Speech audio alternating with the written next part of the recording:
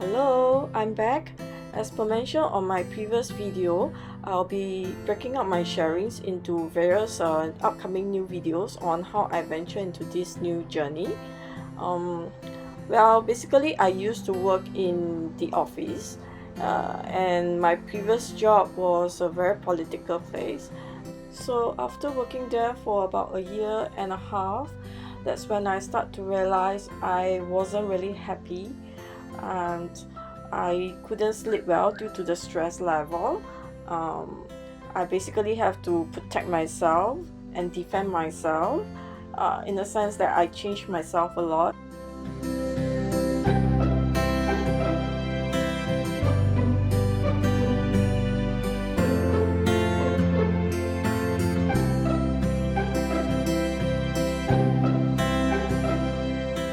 Every morning when I look into the mirror, I really cannot recognize the image that I see. It's sort of like, who is that lady? And why is she so grumpy, so ugly? And it's like there's a stormy cloud above her head wherever she walks. And that's when I realized that I start to dislike myself. And it's a horrible feeling, and it's even more horrible when you realize that you couldn't forgive yourself.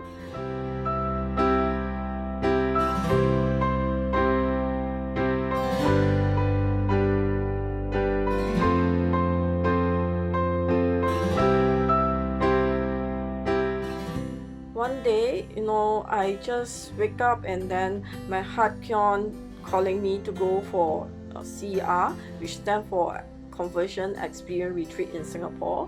And it was like, the whole day, for the next few days, I kept on hearing, go for it. And obviously it's God calling, and I didn't really want to go, to be honest. And I actually fight against the voice in my heart. But later on, I sort of surrender and say, okay, fine, I'll just give you a last chance and we shall see how it goes. If it doesn't work, then that's it, the end of it. Of course, we should not test God in this manner, but I was at the verge of breaking down. And guess what? The Lord is very merciful and loving. He just wants to bring back the one lost sheep. And that's how I ended up at the retreat. Yeah, I will share more about what happens at the retreat and what miracles did I see, but yet I do not understand what I see. And it's through discernment for the next about 6 months to 9 months that I realized what I seen and why I end up learning something that I have no idea why I went for.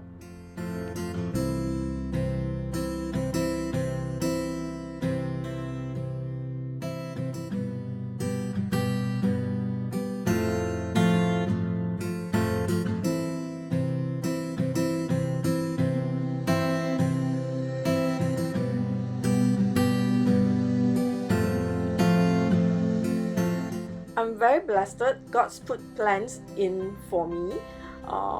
Basically, this is the second confirmation candles that I received from the same customer.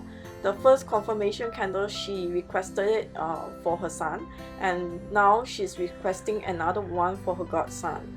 So basically, I met this lady on a Catholic event. At the event, we are being asked to share what we are doing at the current moment. So I shared how I quit my job and how I found my new journey in candle carving. And some of them got curious about it and asked if I have a photo. So I share my Instagrams and my Facebook with them. And this is how I get to meet this lady, which after a few days later, she approached me and asked if I can do a confirmation candle instead of a baptism candle. It was a great joy for me because that was part of what I wished to do, but wasn't really put into plan for year 2019.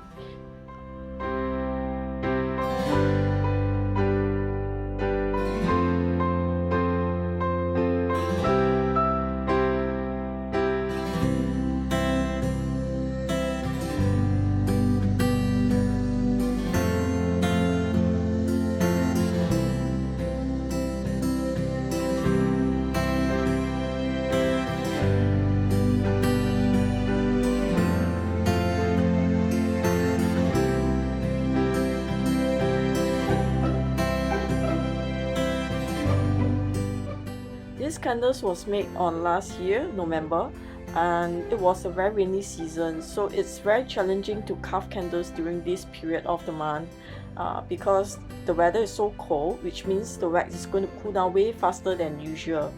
As you can see, I got pretty stressed up and I couldn't think normally, so I have to use my knife to like visualize the distance between each layer before I do my cutting. Even when I do my cut, sometimes I have to visualize by doing the movement how I should cut the layers before I do it. So it's kind of funny. Sometimes I even forget to breathe. So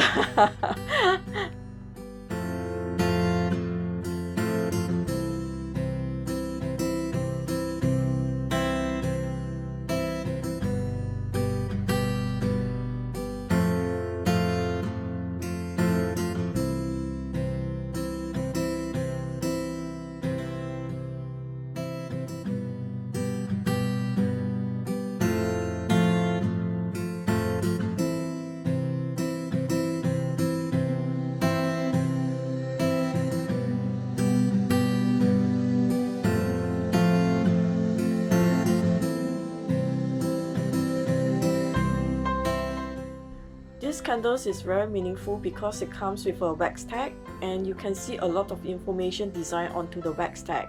So you know, I realized that a lot of people cannot remember when they are being baptized, when they are being confirmed, and when their first Holy Communion is, or they do not even understand what's the meaning of their name, in case it's a Biblic name. You will be able to find such information designed onto the wax tag.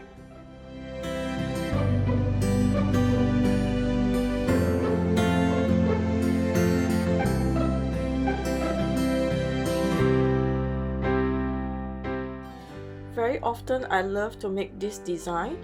It looks like a flower, and it's a flower that will not wither. So it's sort of like offering a flower on a candle itself to the God.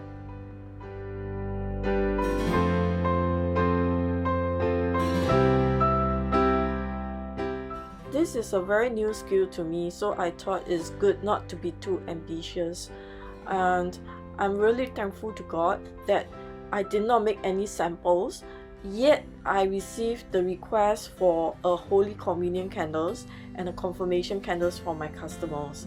And eventually later on, I even received a wedding request from customers. So it was a really joyful year 2019, and I feel really blessed. I also want to thank myself for taking a small step each time, and perhaps because of that, God thinks that I'm trying my best, and He gave me a push, and a lot of plans actually starts to kick into place.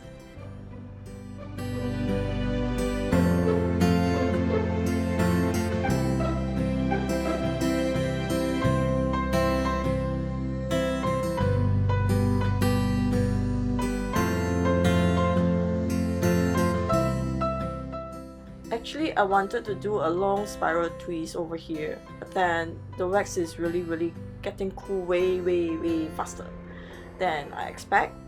So I end up doing something much simpler, but yet it's still quite pretty. Don't you think that it's like arms opening up to hug you, and above is like a pair of angel wing?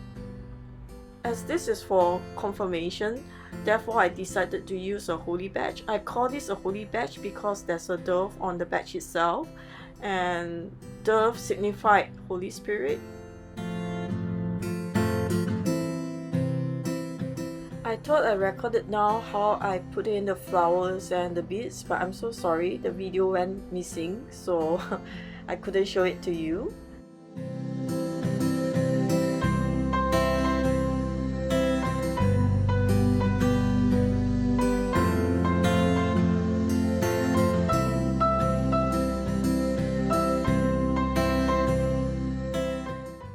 Candles are carefully being varnished before it's being packed.